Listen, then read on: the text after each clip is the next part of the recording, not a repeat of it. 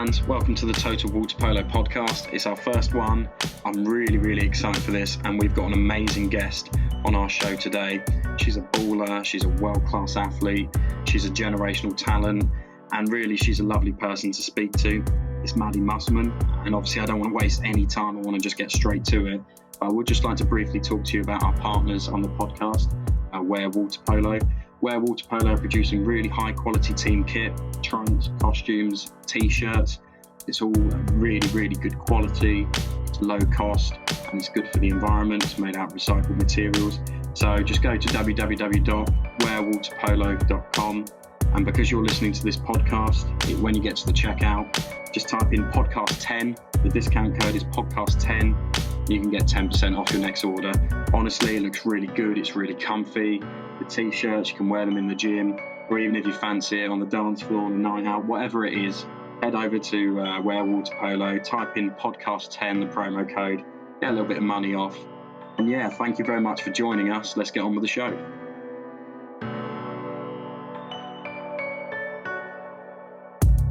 Hi Maddie, welcome to the show. How are you? I'm good. How are you? Thanks for having me. Yeah. We're really excited to have you. I can't really hide my excitement. I guess we've got so much to talk about.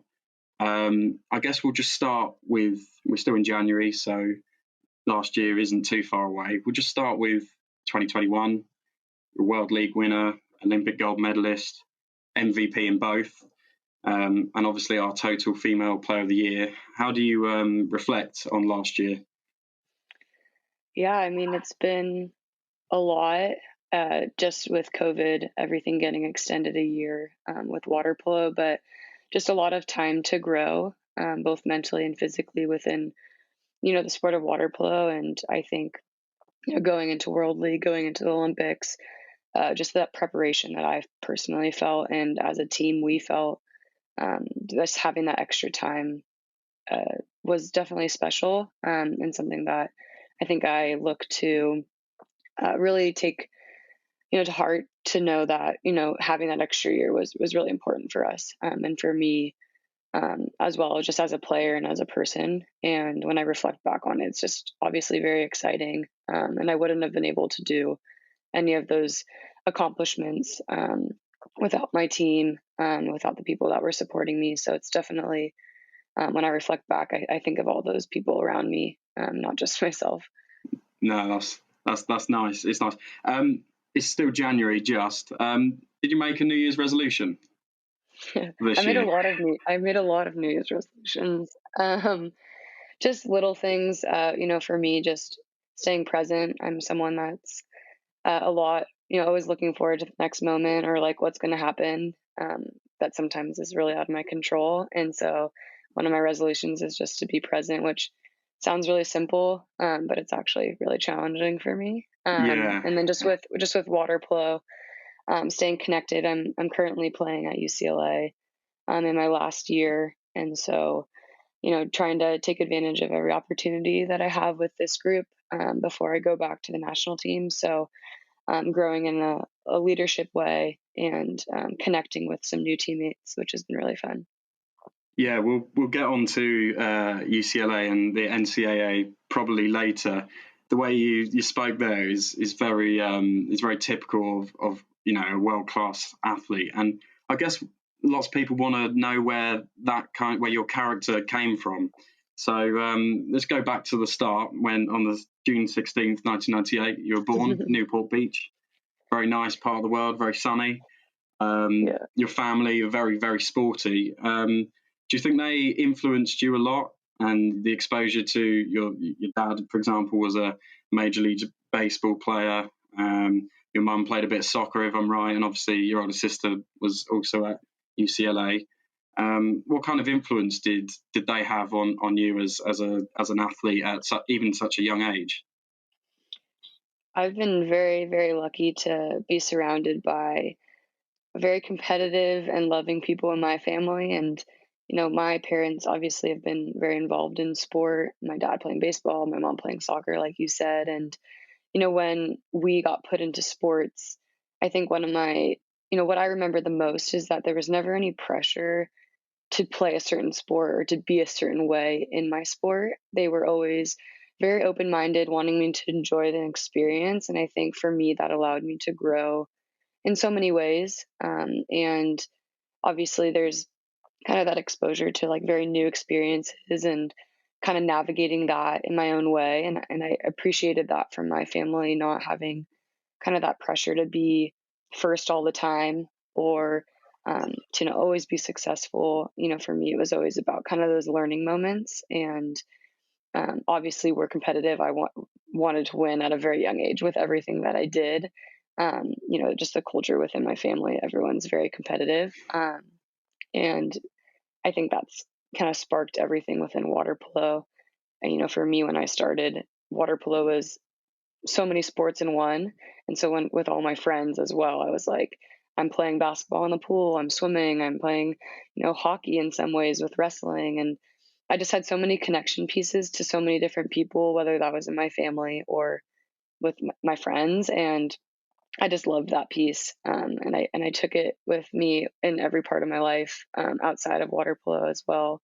Into the classroom. I was super competitive, still am. And I know that as I continue forward in my career, I know that that piece of me will never go away. And I will also say, like, my faith is really huge for me as well. My family have always been, had have had a lot of values that kind of drive our family. And um, it's not about self glory, and there's so many things that go into the way that we live our lives, and that's also just a huge part of me as well. You just spoke there, at the beginning about your parents not putting pressure on you in a specific sport. I think there's probably a lesson there for a lot of parents who might be pushy. I won't mention any that I may or may not have interacted with, but yeah, totally. Everyone can see how competitive you are, and I've just got a bit later on to talk about that competitiveness and your concentration and focus. And yeah, how hard it must be to stay humble when really you're probably one of the best players in the world in your sport. It's a really good mindset to have. When did you choose water polo? So you said there before that no pressure in a particular sport. You maybe played basketball, maybe a bit of baseball because of your dad. When was it water polo that became the driving sport? For me, it actually happened pretty young. I did swim team. I did junior guards, which is in Newport Beach. They have kind of like lifeguard safety at the beach. And I played a little bit of basketball. I surprisingly actually didn't play baseball or softball. Oh, really? And yeah, my parents never put me into it, and I never really got into it. I thought that's where you would have got your throwing technique from, but maybe not. I know. Maybe not. No, it came only from water polo, surprisingly. And yeah, I don't know. I felt like when I started when I was 8. And my Olympic dream started pretty young. In my yearbook, I think when I was in 6th grade, I wrote that I wanted to be an Olympian. And I think at that age, it's pretty young to kind of start that dream and just kind of visualize what that looked like for me. And my parents never played water polo. Like, they did not know what water polo was when they're from the East Coast, and when they came out to the West Coast, it was a learning moment for all of us when we started. And I kind of liked it. I kind of liked that, not everyone in my family knew what we were doing. And, it's a part of like that piece that I told you about where, kind of navigating your own sport and not feeling the pressure from, external pressures to be that way. Especially, from your parents. And I think for me, when I started at 10 and unders, and my sister also played, I played because of my sister, and she's 4 years older than me. So she had kind of like a kickstart to it, and I just wanted to be like her. And so just followed in her footsteps. And I think I only played water polo probably starting in like 6th grade, 7th grade. That was my sport. Yeah. The sibling thing I think, is quite common for a lot of people. Do you remember what your first water polo memory was, whether it be playing or not? You said your sister played. Was it maybe going to watch her and thinking, yeah, I fancy fighting someone in the pit, or I don't know, was it, you were swimming and then as you got out there, the water polo players are putting the goals in or something, and I'll try that out. Yeah, it's hard to remember like back when I first started, because when I was in 10 unders, I know that I played with the boys and I was like one of the only girls on the team, but I don't really remember like the actual water polo. I just remember like the feeling of wanting to beat them and like that competitiveness that I was talking to you about. But I would say like my first vivid memory is when I played for Corona Del Mar, so CDM club, and my sister got to go with her team to Hawaii, and so my whole family got to go, and so I kind of like maneuvered my way in onto the team, and like I wasn't technically on the team, but I got to play with them. It's kind of just like a fun tournament, and I remember getting to play, obviously in a very beautiful place in Hawaii and playing water polo, and that was probably like my first big Nice. memory with just like starting water polo and like remembering the actual playing. You just mentioned there that when you were playing the under 10s, you were playing with the boys and you were the only girl. Now, my experience of water polo, I've seen that so many times. You have a team of so often teenage boys. I know you said it slightly earlier, but very testosterone-y, and then you have these girls that really enjoy it and probably technically better than the boys. How do you think it's beneficial for girls at that age to play with the boys and learn a lot, or would you be in favour of maybe segregating them a little bit? At what age do you think is the best for the development? I mean, I'm all for mixing it up. I'm actually a huge advocate for putting actually young girls with the young boys, because I mean the fundamentals are everything with water polo, and every little movement that you do can be learned at so many different ages. And so putting your child with the boys, I don't think is any different than keeping them with all girls. Just like being able to move in the water, moving of your hips, all those little things that come with being a water polo player at a young age. Excuse me. And I think, for me, it made me really competitive because, boys are boys and they're, never want a girl to beat you. And I think that just made me even more competitive.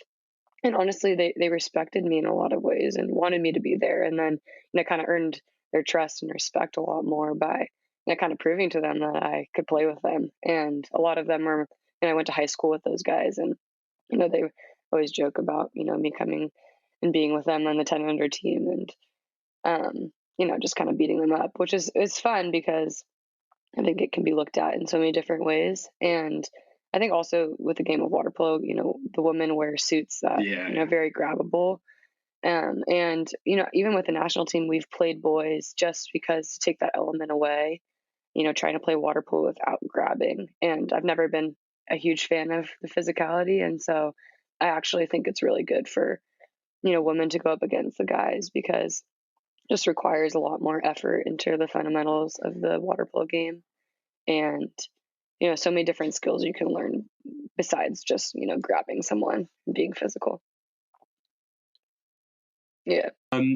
What advice? Just one last bit on this. What advice would you give to young players? And there'll be some listening, some girls that maybe the boys are being boys, and they're not being very welcoming, for example. And what advice would you give to girls that really just love playing, but they have to maybe mix with the boys?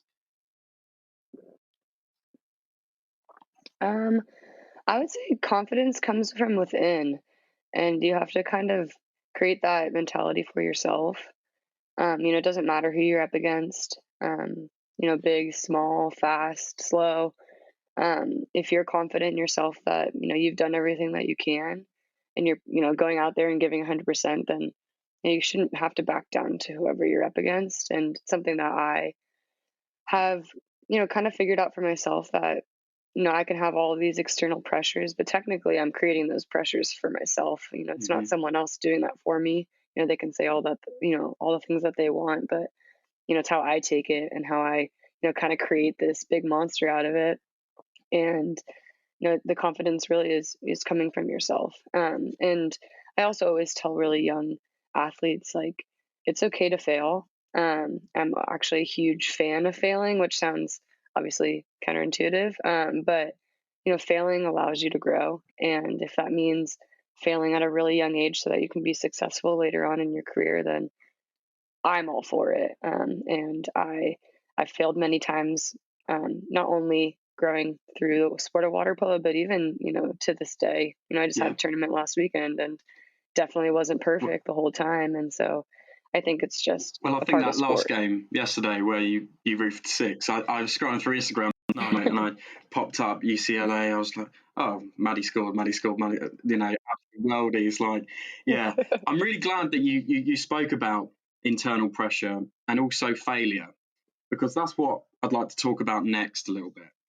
And there's this perception that if you're the best, you've never failed, and this person, they've won this. They've never failed. They've never had the dark times. They've never had anything like this. What is your relationship with failure? Because I mean, look, I've got a list, and I regret printing it out because it's nearly like 2 pages long. 2-time gold medalist, 3-time world champion, 3-time World League winner, World Cup winner, 2-time Pan American, MVP in like 20 different competitions.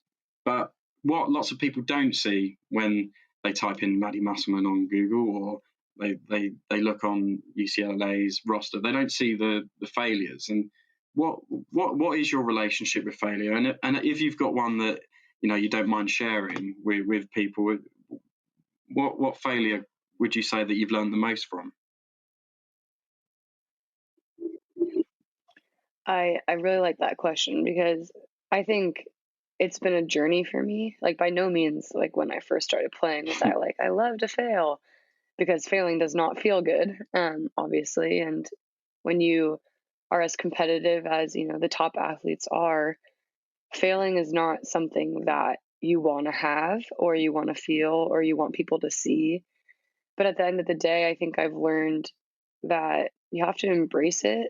And it's kind of something that's a challenge for me that I look forward to now, because you know I came onto the national team at a very young age. I was 15, and if I told myself that I had to be perfect all the time, to be there, then I wouldn't have made it because I failed the first day I got there. And I probably would have walked out the door like, I can't do this anymore if I, was trying to be perfect all of the time. And I mean, athletes all over the world strive for perfection, but I'm not sure if they ever actually accomplish it, to, the 100%. They may feel like they have and talk about it, but there's always a struggle in that journey, or like an adversity that may not be talked about. And, for me, I guess one of the stories that I always share, because I think it's just a good example of, kind of turning failure into a positive. And when I first joined, like one of my first trips with the national team, I had been failing a lot, but I knew it was a good opportunity to grow. And my dad always, was kind of supporting me that, it's on to the next moment. Doesn't matter what you just did, it's time to move forward. And I decided to do this really cool lob shot, which I thought was going to be really cool in my head. And it was at one of the tournaments that we had when I kind of like first joined. And the center defender caught the ball. And I was like so embarrassed. I was like, no one's going to want me on the team anymore.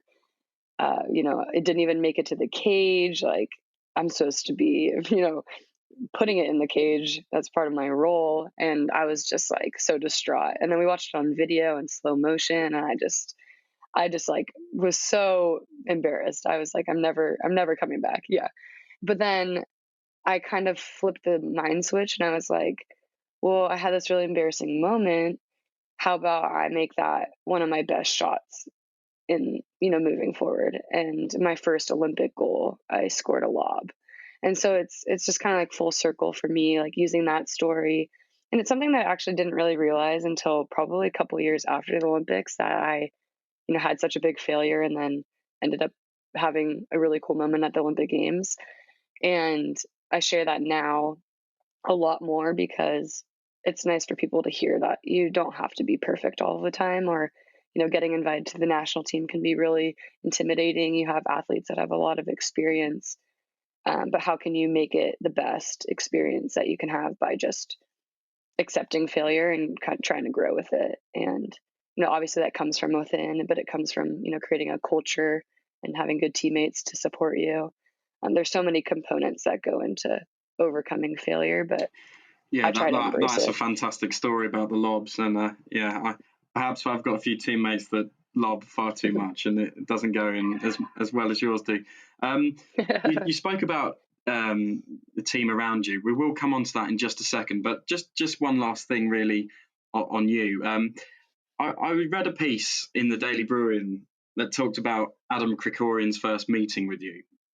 And one thing he pointed out, and I think anyone that's watched you, whether it's been for like a minute or for lots of games, seasons on end, he noticed concentration, focus, and determination when you were actually not even playing, when you were at the 2013 NCAA tournament at Harvard and you weren't even playing. But, you see it when you line up for a game, like your eyes are straight, you're focused totally.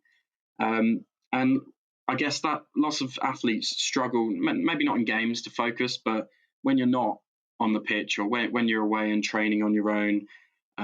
What advice would you give to young athletes or athletes in general to keep focus? And I guess the second part of the question is, what for you is a non-negotiable behaviour for staying focused?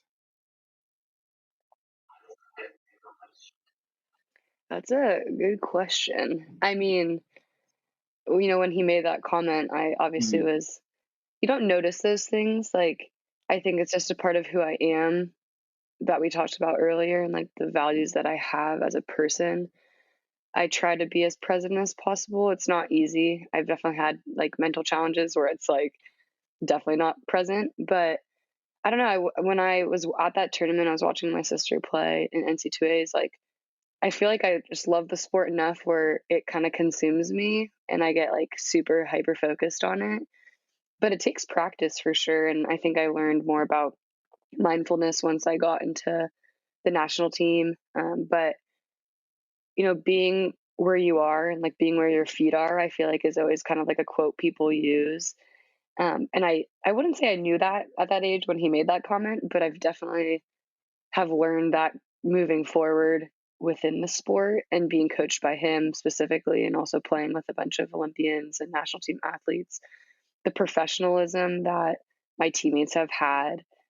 And, for me to kind of watch that and like mature at a very young age, I think I was very lucky to just kind of have those idols around me to emulate them. And if I got distracted and you look to your right or to your left and they're like super hyper focused, you want to be exactly like that. And so I just was very lucky to have that kind of surrounding environment, to be hyper focused in those moments. And I think for me, breathing, I know this sounds like super mindfulness and guru, but like I I do struggle with a lot of anxiety, and I think breathing is like the best thing to keep you in the present moment when you're playing water polo.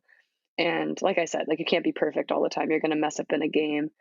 And how you're going to be in that next moment when you're swimming down the pool and you just like missed a wide open one on nobody, like I did at the Olympics many times. And, who do you want to be for your team in that next moment? And for me, it took a lot of just like a deep breath, turn around, and you're on to the next. And I think that's like something that's not a lot of people notice, like what you kind of talked about. Like, no one really notices all those little things that sometimes some athletes do, and it could go really unnoticed. They look at your accolades or how much you've scored or your stats. But for me, it's like, what are those little things that other athletes are doing that I can kind of adopt so that I can be my best? And I've seen a lot of athletes take breathing into a lot of the things that they do, and it could be super small. It could be like a half second, but it goes a long way. And for me, it's gone a really long way in the way that I've played It's water polo. really interesting to hear that. Something so small as breathing. Sometimes people, in the heat of the moment, if it's their cup final or a league game, kind of forget how to breathe. But what you did speak about breathing there, but have you got anything else that you do? Maybe like a pre-match ritual, I guess, like a pre-match thing that you do, or maybe after games. What's your process? Not necessarily to just get in the zone, but just something you do before every game that you've noticed helps you stay calm and stay focused. Yeah, I've tried to create a routine that's like super consistent. I think sometimes the environment makes it hard to do that, but something that I know that I can consistently do is like visualize whoever we're playing, or like visualize what I want to do in practice, or a lot of things that can happen like with your eyes closed, or like on a bus, or like in the car. Or obviously don't close your eyes while you're driving the car, but just like that visualization of the game. And not like a visualization in a way like where you expect the expectations of how you want things to go or things to look, but just maybe who you're going to be up against. Or just like sometimes I visualize like the little movements in water polo, shot blocking or coming over your hips. And obviously those are goals. So sometimes it can turn into expectations. And that's kind of where my frustration sometimes lies after a game, when I like visualize almost too much of what I want to happen. But I think it's something that I find really helpful to kind of get me in the zone, kind of that focus you were talking about. And it's probably more of a one-on-one experience for me, like just kind of being with myself. But I do tend to like love, being around my teammates and enjoying their presence. Not a huge person, just like put my headphones in and walk away from everyone. I like being involved in the team environment and not getting too serious so that I'm like super rigid. I'd rather feel a little bit more relaxed. Yeah. And at the end of the day, it's a water polo game, and it's the same game you've been playing since you were 8. And I have to tell myself that, you treat every game obviously like it's a championship game and come out with that full intensity, but it also is just a water polo game. Let's talk about the Olympics, both of them, and the national team. You talked about visualization there. As a 15-year-old, could you visualize that on the June 16th, which I believe is your birthday, that was the 2016 announcement, you were 18, that you would be called up to go to Rio? How crazy mad was that? Like, what were you feeling? What was going on inside your head? Like, probably like an outburst of emotion, I should imagine. Yeah, it was pretty crazy. I mean, I think we had 4 returners from 2012. So we had a lot of new people experiencing like being told that they were going to be on an Olympic team. And everyone's journey is so different getting there. And so just so many different emotions with each person. And then you combine that into like one room where everyone's together getting told that they're an Olympian. It's very special. And I was so young that I thought everything was really cool and amazing. And I think I'm very thankful that I had that mentality of just enjoying every little thing in 2016, and getting to share that with so many people outside of just my team.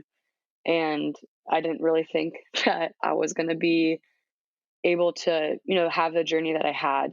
I went to online high school. I had a lot of sacrifices that I wouldn't have traded up in a heartbeat. I did it out of a choice that I wanted to do, and it wasn't, no pressure. And I think it made it a lot more sweeter, just because of all the things that I did. And then I got to look around at my other teammates and, reflect on what they had to do to get there. And it just makes it really special to, embrace the people next to you who got called to the same team, but made that team in a different way, and got there in a different way. And it makes it really special. There's so much to unpack. You just mentioned there that you did online high school. I believe it was the 2 Fisher sisters as well, Mackenzie and Aria, were both teenagers. Mackenzie deferred her first year at Stanford, I believe. And you spoke of sacrifice there. Not every teenager is going to the Olympics. There are some, but not all of them, and that's cool. But did you feel like you missed out on anything? And that's quite a weird question, because some people might think, well, of course she wouldn't. She's won a gold medal at 18. She's playing for the national team. What she missed out on. But the reality is, all the best athletes, all the world-class performers, they've made serious sacrifice that a lot of us don't see. And what was that like? What was that like? You dropped out of where you went to online high school. Sorry, being away from friends. Do you feel like there's aspects that you missed out on, or do you view it as, well, actually, this was what I had to do to make it? Yeah.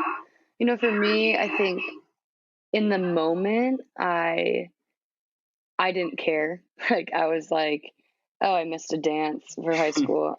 I Yeah. mean, I didn't like to dance anyways, so it was like kind of a win-win in some situations. But I will say, like, through that journey, I realized like what was super important to me and who those people were going to be for me throughout my journey, and who was going to stick around and support me. And I kind of got to see that through my first experience. And it's not easy, being in high school. I'm sure high school is a lot of drama, and there's friends and dances and just so much going on that I felt actually a lot more relieved when I left it, and I left that space, just because I had one goal and one routine and one schedule that I just had to follow for a year. And I had best people surrounding me to do that. And I think sometimes when I reflect back on it now, and I'm surrounded by teammates and people that ask about some high school experiences that I just don't have, sometimes I have to say, oh yeah, I don't have that experience. I've never done that. But it's not something that I'm sad about. Obviously it can be coined as like a sacrifice, but like I said before, I didn't really look at it like that in the moment, and just wanted to take advantage of the opportunity to be there. And I loved my sport enough to do that. And some people probably thought I was crazy, and I'm sure they probably, along with the Fishers as well, they had a lot of sacrifices as well. And people probably thought we were all crazy to drop out of high school in quotation marks and go online and move drive to Los Al every day and play water polo and kind of see what what you're going to do with it. And obviously winning a gold medal in the end of it makes people see that it's obviously worth it, but it wasn't easy. And it's a very heartfelt journey that I had the first time, and got to experience it with a lot of amazing people. Yeah, you did say there that you're not very good at dancing, but I've had TikToks pop up which suggest the opposite. But anyway, we'll move on from that. You said there about the people surrounding, that you've surrounded yourself with. Going into a team with Melissa Sideman, Courtney Matthews, and Cammy Craig, and obviously the GOAT Maggie Steffens, that's like, wow, big pressure. Did you ever feel like, oh, I can't let these guys down? I can't. They want to win gold. They missed out maybe before. Yeah, they won it in 2012. Like, what? How great was the pressure on your shoulders from that point of view? Because for me, when you're in a team, the fear of failure, fine, it's understandable, but the fear of letting your teammates down is really, really, pressing, and it weighs heavily on shoulders, particularly of an 18-year-old. I should think. Yeah, what was that like, going into a team of living legends, really, in a way? Yeah, it's definitely intimidating, and being young and, like I said, not wanting to fail, and kind of trying to prove yourself that you like should be on the team or should be in that space.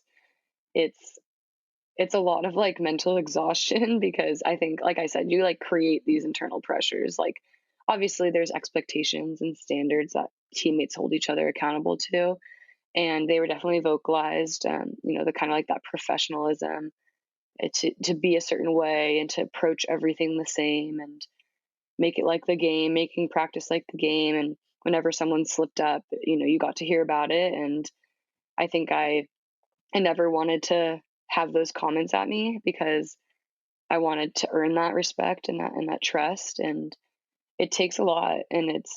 But at the same time, those leaders don't want to beat you down. They want you on your team and they want to build that relationship with you. And I had a moment where I definitely was like, I don't think I can do this. And I think they could probably see that a little bit. And I actually became really close friends with Courtney Mathewson. She's one of my best friends. And she definitely took me under her wing a little bit and told me that I deserved to be in this space and with this team and to fully take advantage of it.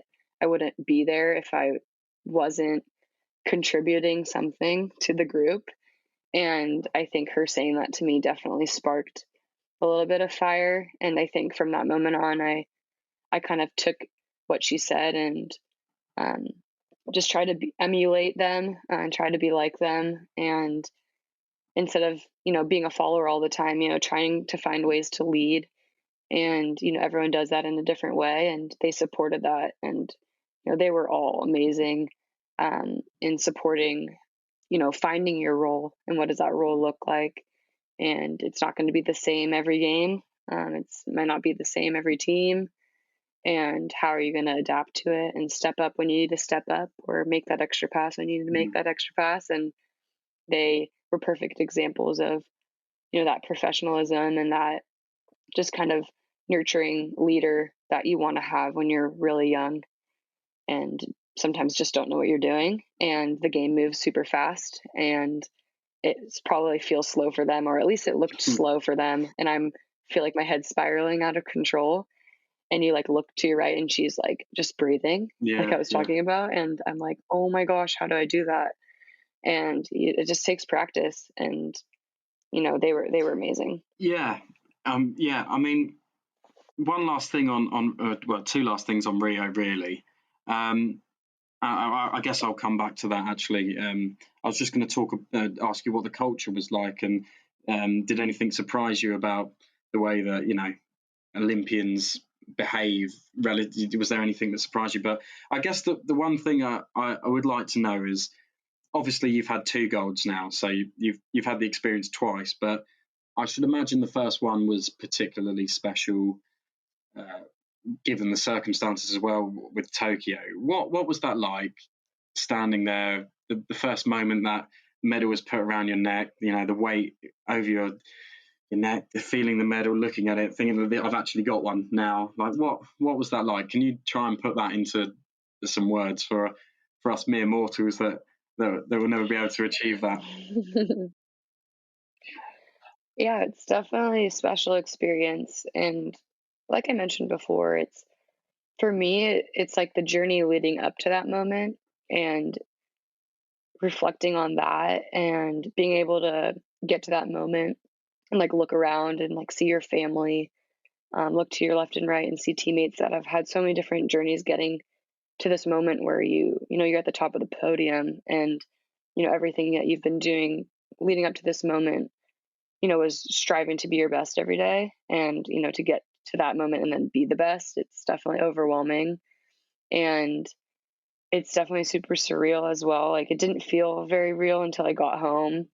Like it's a very strange feeling. And like I said, I was like so young. I thought everything was cool and I thought everything was amazing. So like getting that gold medal was just like another addition of like a feeling that I hadn't experienced before and just kind of like soaking it in. And I'm not like a very super, super emotional person. And I definitely felt emotion and was super excited. But I'm like not one to cry. And like, I think I like visualize that moment, like, oh, I'm probably gonna be bawling crying. And like, I wasn't, but it's just like part of who I am. And it made me feel like very human and just like, this is who I am as a person. Everyone's kind of different when it comes to this moment. And I loved everything about it. And I wouldn't have changed, dropping out of high school, going online, sacrificing all of those little things that I talked about, or, experiencing all of those failures, to be able to get to that moment. And I think it's definitely an irreplaceable memory that I'll have. and it's very different than my Tokyo experience. And I'm also very thankful that it was a little bit different. Yeah, well, we're on to Tokyo now, I guess. You train 3 years or so, and then you hear that it's going to be postponed. What kind of practical challenges does that present for someone who's had in their mind for not just, we're not talking 3 months here, we're talking years. Okay, this is Tokyo 2020, the cycle, the program that the USA put on. What kind of impact does that actually have on you? And I don't really want to talk too much about the pandemic. I know obviously it presented challenges for everyone. I don't really want to talk, about the challenges of that, but more the actual idea of it being postponed another year. What were you feeling? Were you annoyed? Were you like, I've been training, I want to go now, or were you like, oh, actually, I wasn't ready, or what were you feeling? A lot of different things, but I think the most important takeaway that I had was like, you can't control everything. It was like something that was like out of everyone's control. And I think once I accepted that, I mean, at the end of the day, like I literally, when I heard about it, when the postponement happened, I didn't like throw a fit or like kind of explode with like frustration. It was more just a little bit of sadness that like everything that we had done leading up to that moment, is going to have to be put on hold for a little bit just to obviously be healthy and stay safe and then come back and hopefully be in the same spot. I think I was a little bit nervous about what that was going to look like. And, was I going to be the same player? What am I going to look like? What is our team going to look like? And, spending every day together is not easy. And, the time commitment, burnout is definitely a thing. And, just all the different emotions and experiences that come with everything that happened. It could be a little scary. But I had to just, say that it's out of my control and, I can only control my actions and what I'm doing to approach every day.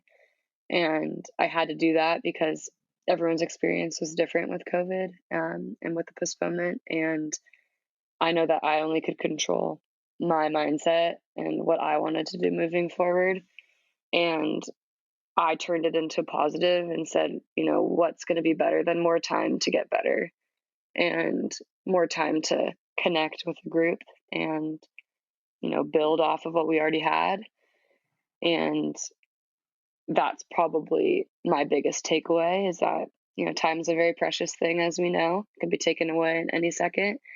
And I think for us in that group, time was very sacred and it was a blessing, at least for me. And I try to take advantage of every day. And it wasn't easy all the time. It definitely wasn't great every day, but it was definitely part of my goal. And when I reflect back on it, I try to take away that positive feeling that I had when I found out was, oh, great, this is just more time to get better. So that was my biggest mental kind of thoughts that I was having. Let's fast forward a bit in terms of Tokyo. That Hungary game, the Hungary game that maybe we don't talk about, but I think it's really, really interesting. I think in some respects that Tokyo women's tournament was really competitive in some ways not so much. But Hungary did prove that it was possible for anyone to beat anyone.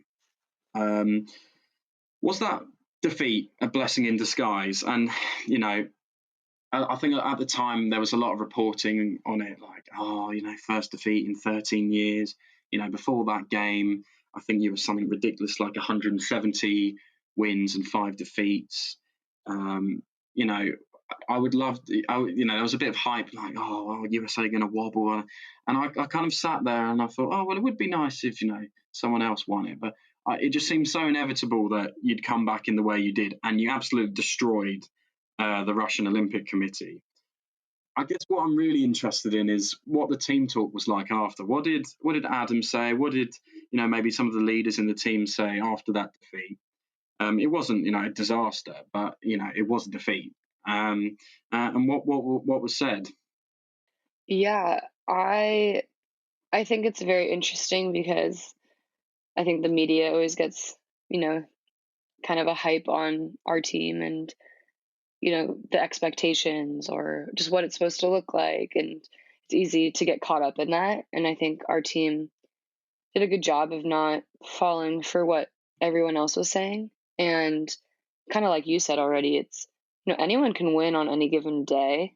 It's a water polo game. It's supposed to be competitive. And when you get to the Olympic Games, no matter who you play, they're going to bring your best. And we expected everyone that we played was going to give us our best game. And I was not surprised by any means that Hungary came out the way that they did.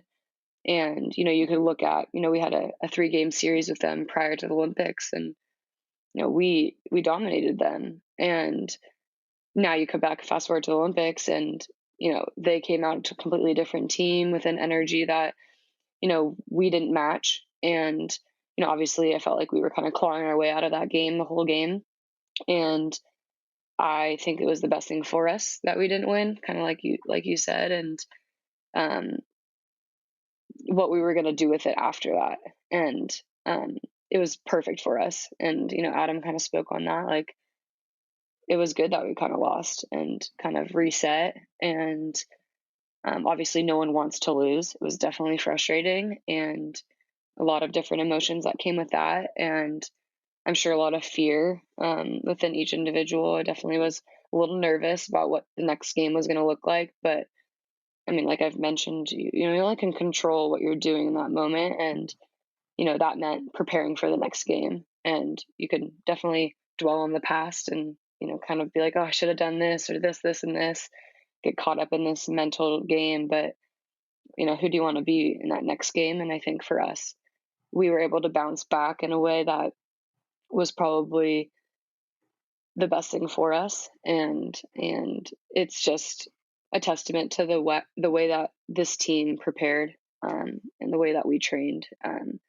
It just, being able to fall back on your preparation and trust that, I think goes a long way. And we were able to kind of come together as a group and move forward in a very competitive, like different energy, just kind of this firepower that I don't think I'd seen from that team in a really long time. And so it was pretty special to experience. And I kind of got over that hump, that loss.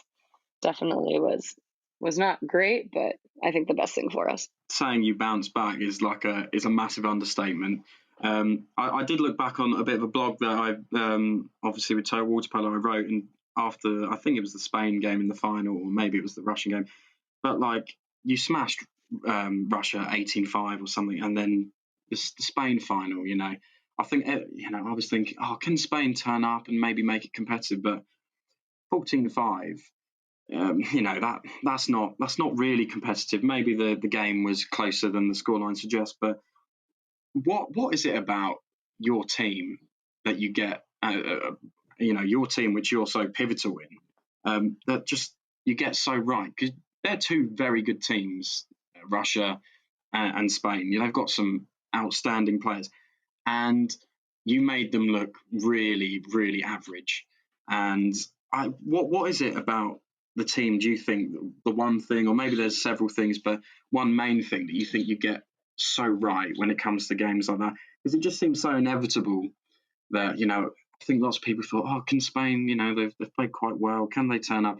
And then it was just a formality in the end, which is perhaps credit to you guys. But back to the question, but what is it that you guys get so right, do you think? It's a hard question. But, well, first of all, I will say I feel like the scoreline sometimes doesn't represent the way that the game feels or the way the game goes, because every game is so hard for me. I just like the energy that you put in and the effort that you put into the way that, we play water polo. No game is easy.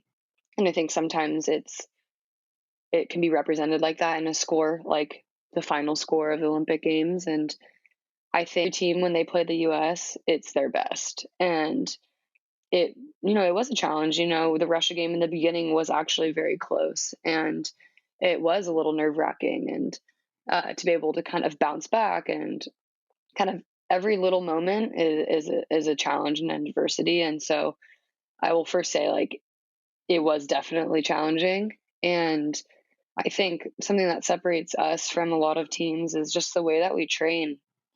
It all comes back to that for me, and just the ability to connect the way that we do, in the way that when I go back and watch our team play in video, or when people talk about our team, it's just we connect like no other. And I think when I try to think about that question, I think a lot of the times it goes back to the way that we train, and taking the seriousness of, this is a game every time we practice, and no matter who you're up against in practice, like that person's going to bring your best. And I think that's what separates a little bit from other teams. Obviously, I don't know what their training schedule looks like, but I can, in full confidence, probably say like we put a lot of effort into the way that we train, and not that it's consistent all the time. We definitely have days where it's not great, and we get to hear about it from our coaches.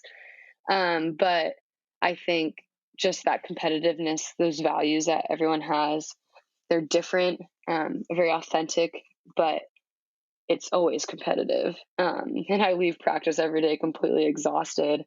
And so when I get to the games, it not feels easier, but it feels a little bit like training really prepared me for that moment. And so when we got to the Olympics, and you have all those moments where maybe you're down by a couple goals, or you're up against someone that might be stronger, you kind of have to maneuver your way out of it. And for me, I always be like, oh, what did I do in practice when I was up against Maggie Steffens, or when I was up against Melissa Seidemann? And just this burst of confidence comes from within because of those moments. And I think at the Olympics it showed, and I think everyone felt that on our team. Like, we've done everything that we can to be successful. And obviously we can lose on any given day, like we did with Hungary. But who do you want to be in that next moment? And you don't want to have any regrets at the end of the day. So you're going to put 100% into everything that you do. So I think our group did a pretty good job kind of rebounding. You're obviously the tournament MVP. You got a hat trick in the final. Mm-hmm. A really, really great tournament for you personally. Just in short, just to wrap up the Olympic stuff, how do the two Olympic experiences that you've had compare, if you can, in some kind of way? Obviously, they're very different. And obviously, you will be hopefully going to, one or at least two more. And I guess what I'm asking is, how do they compare, and what are your hopes for any future Olympic Games if you're able to look that far ahead? Because I know you're focused on staying in the moment. Yeah, my experiences were very different. I think when people ask me what my favorite Olympics were, I actually say Tokyo, for a lot of different reasons. So in Rio, obviously family, friends, everyone's there. I'm very young, definitely like overcame a huge challenge, had a lot of sacrifices. It was definitely, I enjoyed every moment, every little thing that I got to experience was just amazing in every way, which is a blessing. I didn't feel a lot of pressure or challenges in terms of like, I was just excited to be there and I was going to go for it. And I think in Tokyo, I experienced a little bit more of a leadership role, a little bit more pressure and these like expectations that I definitely created for myself. And I had surgery in 2018 on my shoulder, a lot more adversity in rehab, just a lot more anxiety, and just things that I didn't really experience in my first Olympic Games in terms of the process and the journey. And so, and I don't think I had the best beginning part of the Tokyo Olympics. Yeah, I wasn't going to say anything, but I really struggled actually in the beginning, and was pretty frustrated with myself. And I tried not to dwell on it. It was, I think, something that I'm a little disappointed in myself for getting caught up in, but just like the pressure that I put on myself, and just felt a lot of anxiety the whole tournament, and felt a little bit more removed than I usually am. And I think once we kind of finished bracket play, I was able to really fully reset, and had this really actually cool moment with myself that, it's not supposed to go perfectly like we talk about. Sports is all about kind of overcoming challenges and like, who do you want to be and who do you want to represent yourself as? And those next 3 games, I just felt like a completely different player and different teammate for my team. Whether they noticed that or not, I never really vocalized that to them, but I just felt completely in a different space that I needed to be in. And I was able to fulfill my role in a better way than I did in the beginning of the tournament. And so when we ended up winning, I actually felt a little bit more thankful for that experience, given that I felt a lot of challenges and a lot of adversity. And so my 2 experiences with, Rio and Tokyo were very different, but very thankful that they were different because it just gives another story to share, and another journey to bring people along with, and to kind of share those failures and those successes with others that may not look at it as like, oh, but you are MVP. What are you talking about? I didn't see any challenges, or I didn't see it being hard for you. And then I share that, and, they kind of realize that it's not all, rainbows and perfect all of the time. So, yeah. We'll just talk before we go to some questions. We'll just talk on the rest of the season, I guess. NCAA. You've made it very clear that you want to win that championship. You've just come back from a very cold-looking Michigan. It looks cold even by UK standards. Something I find quite interesting in American water polo is the Collegiate Water Polo Association released this list of rankings, right? I don't know. I think USC are top, and then Stanford are second. But does that play into your mind as a player? You for your national team, you're ranked first nearly always when you go into tournaments, and so you're considered the best. Does it drive you on when you're considered third best or fourth best when you see rankings like that come out? I am definitely competitive, and it's not nice to see like your team lower than other teams, but I think something that I love about the UCLA culture is that it doesn't matter who you're playing or what you're ranked. Bringing your best every day is a choice that you make, and it takes the team to kind of put you, before others. And whether, your ranking is lower or higher, or whatever it may be, at the end of the day, you just want to play your best and you want to be your best. And something that we talk about at UCLA is, you're playing yourself, you're playing your team. It doesn't matter, your approach should be the same no matter who you're playing. No one game is more important than another game. And, we started that 2 weeks ago when season started, and we've been treating every game the same. And we've had a couple slip ups. Some games have been a little bit more challenging, and, that came with our approach to the game. And I think if we're able to kind of have that consistent effort of, hey, this is a championship game, I think for a group that, may not have the experience that I have, but want to be the best, I think can go a long way.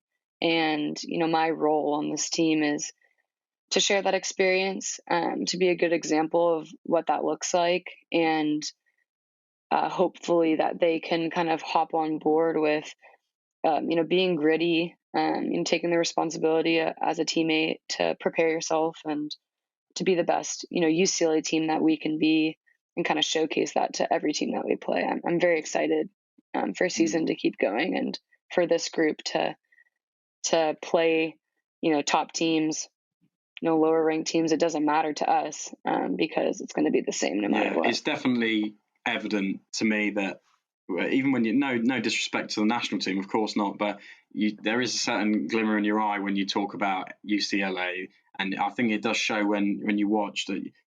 I think it is special for you to play for UCLA, and some people might think, oh well, the national team is the end goal, but be able to stay focused with your uni is really good.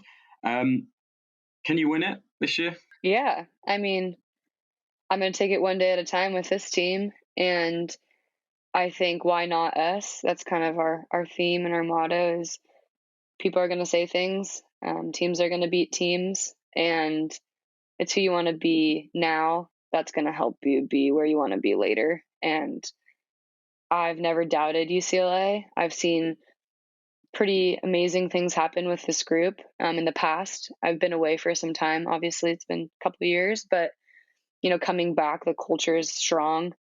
There's a huge commitment from a lot of girls. Every single person on this team has a role, and just to make sure that they know that they're important and that they have the ability to make this thing go the way we want it to go, I think is the biggest thing. And win or lose, I just don't want to regret anything. And so I'm putting everything that I can into it. And I hope that they can see that. And I hope I can bring that out of them so that in the end, it's not just that we're close to winning, but that we won in so many more ways than just like the national championship. And that's what I'm most excited for. I want to win, obviously. But I think I'd be winning in a lot more ways if we just played our best and we did everything. It's a good answer. We'll definitely take that as a yes. That's all for now. We'll be back shortly with some questions and some more.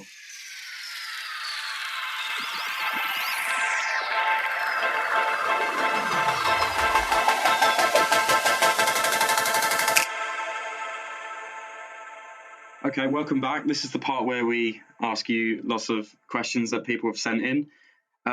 There's one big one from clearly people outside of America, and I've had this about 5-6 times, people messaging me to ask you this.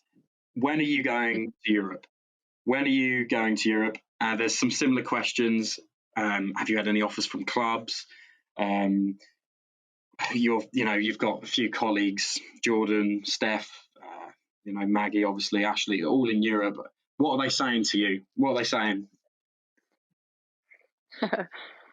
That's a good question. I don't know when I'm going to Europe.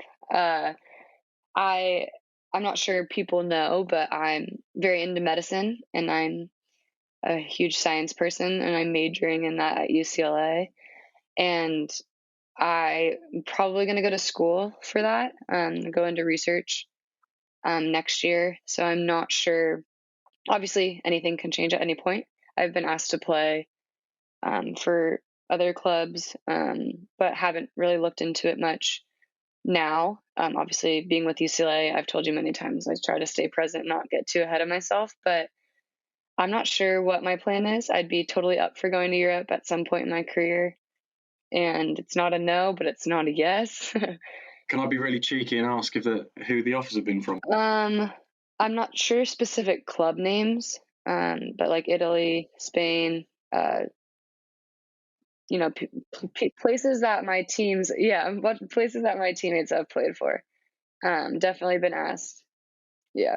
I guess on that, this is my own question. No one's asked this, but do you think it's a bit maybe disrespectful is not the right word, but do you think it's a bit presumptuous that people should expect you to go to Europe? Because at the end of the day, the uni system in America is clearly working really well, producing really, really good players. And yeah, there's some of the best players in the world from America are going to Europe. But do you think actually, well, what is the attraction in terms of development? I can do just as well staying in America. Yeah. So, I mean, I've seen it be, work for so many different people doing different things. And so I wouldn't say like one way is the best way. And I think that's something that's really cool about our sport is you can kind of navigate your own journey and what you want it to look like. And I think it's very popular to, for us who are from the US to go to college and to play for your college and, to kind of have that pride in your school. And then when you graduate, a lot of athletes play abroad or go play in a different country. It's not expected, I would say. I think it's more just based off of how you want to develop as a player and how prepared you want to be for when you come back to your national team. And so I've had teammates that have obviously gone to play in Spain or Italy or Greece and have loved it. And then I've had teammates who've never gone abroad, who've played with, have graduated from college already and then have gone back and coached and played with them, kind of got in and trained have had a completely different experience.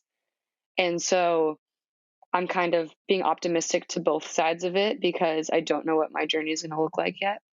And I don't want to pressure myself to do one thing or the other. So I wouldn't say it's bad to not go abroad or it's, amazing to go abroad. I think it just depends on who you are as a person and if you would, fit in where you're going. If you would, want that experience to play abroad, then I don't see any harm in it. Obviously, there's so many talented players that you get to play with, and there's not many opportunities that you get to play with other national team athletes. Usually for me so far, I've only played against them. I've played with one teammate, Bronte Halligan, on Australia. She came to UCLA for my first 3 years, and it was awesome. And so I know what it's like to play with someone that you play against all the time. And I bet, I know all my teammates are having fun playing with so many other national team athletes and, the sportsmanship that comes with that and the connection. It's not just about playing against each other. It's kind of how can you play with each other? So yeah, just kind of depends. Yeah. Okay. So if there's any coaches listening, you're going to have to make a good offer to convince Maddie to go. Moving on, then we've got lots of questions like this as well, or something similar.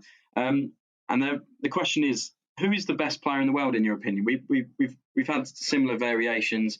Who would be your dream seven? I guess those two are. We'll go with those two. Firstly, who's the best player in the world in your opinion right now? And I've got a note here saying many would say you, so excluding yourself. I definitely would not say myself. I think it's easy to kind of like jump to my team, but I think I would want to branch out a little bit because I think everyone on my team's amazing, and I don't want to be like just supporting them all the time. Have I put you on the spot? Have I really put you on the spot? No, I mean, there's so many players that I would want to play with. Or like kind of pick their brain on water polo with. And someone that I think has stepped up a lot and who kind of comes to mind, I think the Spanish team is very talented and has a lot of girls who've just showed a lot of commitment to the sport. And Bea Ortiz, I think number 4, she's just kind of the way that she plays the game.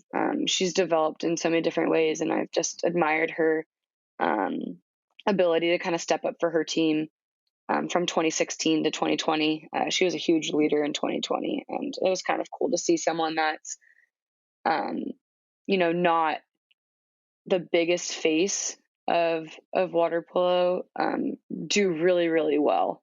And I guard her a lot, and she's someone that's very challenging to guard. And she's also just a super respectful player. And someone that I have a lot of respect for, and is good sportsmanship and just a good person. I don't know her very well, but just from playing against her and seeing her interact with her team, definitely a fan of her. Yeah, she's a top player, having a really good season for Terrassa. Your dream seven, to put you on the spot. So we will ask everyone this, I think, to be fair to you, but your dream seven, so past or present, favourite players, keeper, centre-back, centre-forward. Past or present? Yeah, to put you on the spot.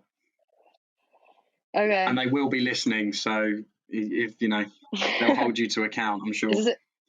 I'm not a part of the 7, right? You can be if you want. Or am I? Yeah. Why don't you make yourself? Because if you're I'm the playing captain. with them. You're the captain. Oh gosh. I'd probably put Micah at center from Spain. I'd put. It can be past or present. I know. Yeah. That's the hard part. I'd probably put Melissa Seidemann as my defender. Solid at the back. Number 3. Yeah. I'd put ECAT from Russia. Yeah. Surprisingly, I'd put her on the 4-5 side though, because I think she's a really good passer. Put Courtney Matheson on the 1-2 side because she's a sniper. Looking out for your friends. Looking out for my friends. Yeah. Make sure you don't fall out over this. Yeah, and then surprisingly think that the new lefty from the Netherlands, she had an insane. Simone. Yeah. I'd put her over on the 4-5 side with ECAT. Yeah. Scary how she can put them away. That's hard because there's so many good players. Yeah. There's not as many Americans as I think you'd put in, but I think you're trying not to be biased. So I'm trying not to be. I can respect that. That's fine. This is quite an interesting one. What is the one thing you hate about water polo? It's quite weird that we wouldn't expect a question like that, but what do you hate about it, if anything? Hate's quite a strong word, but is there anything you really dislike? Like a drill or swimming? Everyone hates swimming. I mean, swimming's never fun, but I don't mind. I don't mind that. I enjoy the physicality sometimes. I think the game can be played very cleanly, and so I get really frustrated sometimes. There's just a lot of grabbing or like simulating. I'm not a fan of acting. I think just play the game, and you can maybe act if you get hit. Who's the worst at acting you've played against? Or is it you don't want to say? I don't know. There's a lot of people that act. But I mean, sometimes it's a part of the way that they play. So, but that makes them good. So 100%. I just sometimes the acting, it frustrates me. But that's just a simple thing. Yeah. We've got one here, and it says, "Who is Maddie Musselman?" And then it has in brackets, "Not being rude, who is she?" As in, and I think what they're saying is not who are you, because I think everyone knows who you are. But what sort of things do you do outside of water polo? What sort of things are important to you? Yeah, I think something that is talked about a lot more in the sports world is that we're all more than just athletes. And that's why I enjoyed this question, because I think we all have different aspirations and different goals that are outside of our sport. And like I mentioned a little bit already, is super into medicine and science. And I know that I want to go into the medical field one day. I want to be a doctor. So that's kind of something unique about me. I also love to bake and cook. Super huge foodie.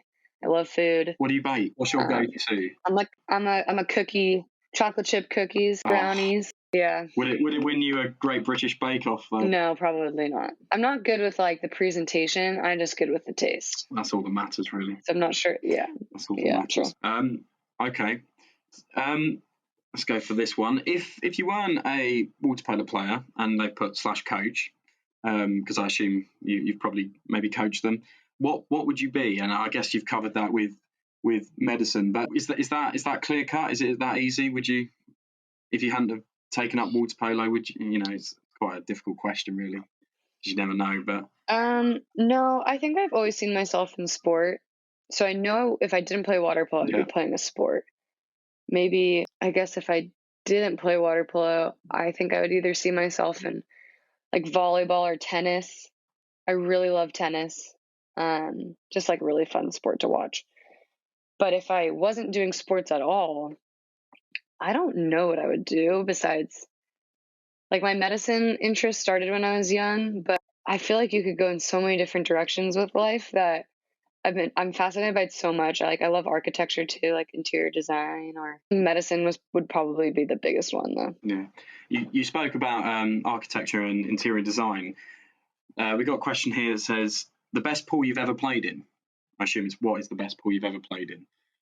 And you've probably played in some really, really cracking pools, but is there one that stands out for you? Maybe not just because you've beaten a team there, but just you've walked in and thought, wow, look at this pool, it's beautiful. My freshman year at UCLA, we went to Barcelona and we played at this pool. I wish I knew the name of it, but it had a view of like the entire city. It's the one open air one now in front of.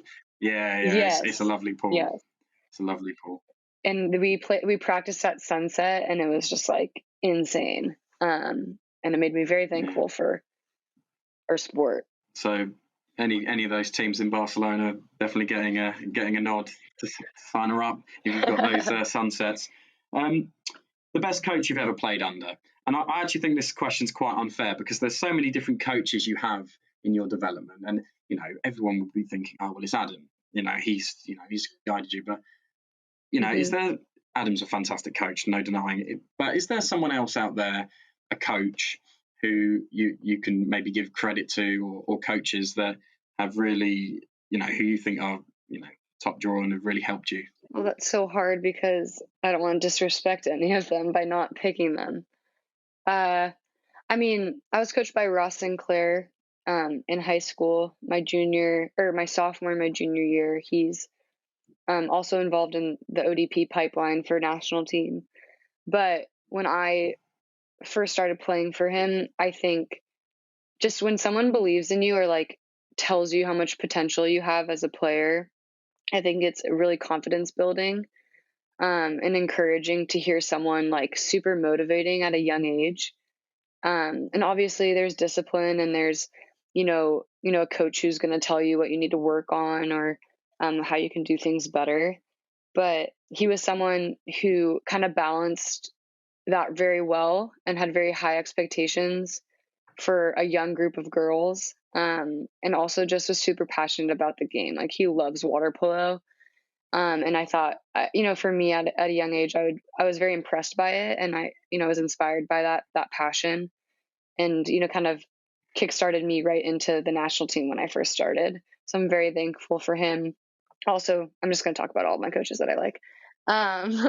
Adam Krikorian, obviously, has been a part of my entire development as an athlete from when I was 15 till now. Definitely has offered me so many different pieces of advice and, has challenged me in a lot of ways and has been there for me in a lot of moments. So just super thankful for him as a coach, but also as a friend. And then Adam Wright, who's my UCLA coach, has been just super amazing in terms of changing the culture of UCLA, and making it the best that we can be. He's a 3-time Olympian. He has had a lot of experience with the national team, and his standard is so high for us as young athletes. And I think it's really good. It definitely is setting us up for success, not only within our sport, but, for what we're going to do after sport. And, when he speaks, everyone listens and it's very captivating. And to have someone that's very insightful, has had a lot of experience with the national team, to come back and like coach a college team. He coaches the men and the women. And to have as much passion as he has, it's just, we're all very, very lucky. Those are probably my top three. Cool. And anyone that's not mentioned, Maddie doesn't rate you. No, I love them all. Good. This was quite an interesting one. What is a rule change you'd like to see made in water polo? A rule change? Yeah. Let's put you on the spot. Yeah. Is there been anything that you thought, that would make the sport better, or make it more appealing? Or I used to not be a fan of the 6-meter foul, like getting live now, but I do think it makes the game more interesting because there's just a lot more involvement, and just like action. But I I love the game. I don't know if I would change anything. Maybe the new hockey sub rule. I don't know. I just feel like it's a kind of a way out. Just because if you're tired, you train to kind of go up and down the pool all the time. Why not just keep going? But I know some people enjoy the hockey sub, but I don't think we ever really used it much, so I don't see a use for it. Okay, that's fine. We've got one here. What is Maddie Musselman's karaoke song? Do you have one or several? I don't know if everyone's seen this play, but one of my favorite plays is Wicked. And there's a song called Defying Gravity, and it's just like this high-pitched song that everyone loves. Defying Gravity from Wicked. Yeah, or I want to dance with somebody. Yeah, it's quite fitting, really, for someone like yourself. Thanks. Yeah, and you can sing it, can you?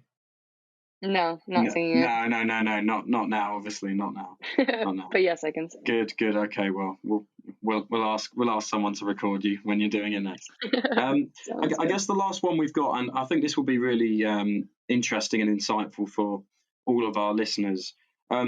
What is one non-negotiable behaviour to be a world-class athlete? Oh, I feel like there's so many important things. But do you want 3? Should we increase the list to 3? Does that help or not really? Sure.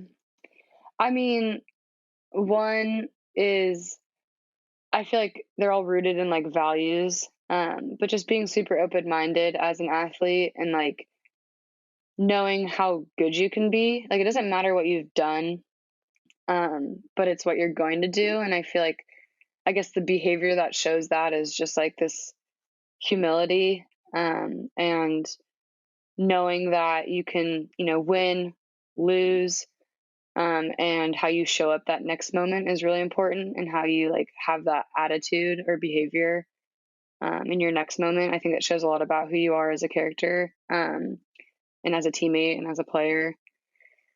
I think that leadership in the way that you lead by example, I think actions speak a lot louder than words. And I'm always been a huge fan of the athletes that are able just to like grind it out, and kind of lead in that way. They could, say that they're going to do all of these things, but are they able to put it into action? So people that kind of can speak well, but then also act well. And then I also will say, I guess my third one, this is hard. I think my third one would be, I don't know, motivating to your teammates. I think it's the best. Yeah, just like a behavior of like not having self glory. I feel like you can see it in a lot of athletes that are like making the effort to bring everyone along with them within a team. And that could be like kind of what I talked about with leadership, but how you connect with your teammates. What does that look like? It could be different for everyone, but the way that you bring people along. And I think that's a really huge piece for someone who's an elite athlete is, you're playing on a team, water polo is a team sport, and you're going to have a lot of new athletes come onto your team. And like, how do you want to invite them into that space? And like I said, I was very lucky to have athletes invite me in and be accepting of where I was at and like help me grow.